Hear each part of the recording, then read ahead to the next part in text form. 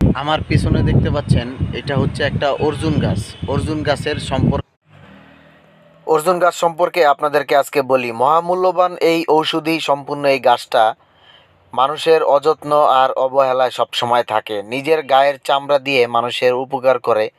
যাদের ডায়াবেটিস রয়েছে তারা এই অর্জুন গাছের ছাল ভিজিয়ে পানি খেলে ডায়াবেটিস নিয়ন্ত্রণে আসে। এই যে দেখতে পাচ্ছেন কিছু মানুষ এইখান থেকে প্রচুর পরিমাণে গাছের খাল তুলে নিছে। তো আসলে অর্জুন গাছের পাতার রস ডায়াবেটিস নিয়ন্ত্রণে খুবই উপকারী। রক্তে কোলেস্টেরলের মাত্রা কমিয়ে দেয়, চর্বি কমায় অতিরিক্ত। আর এই গাছের ফল খুবই উপকার মানুষের জন্য। একটা সত্যি কথা বলতে কি, যত উপকারে আসুক না কেন, যত ভালোই হোক না কেন, মানুষ ঔষধি গাছগুলোকে যত্ন করে না, আর ঔষধি গাছ মানুষ রোপণ করতে চায় না। প্রত্যেক মানুষের উচিত বাড়ির আঙিনায় ঔষধি গাছ লাগানো। এতে করে নিজের পরিবারের যত্ন নিজেরাই নিতে পারবে।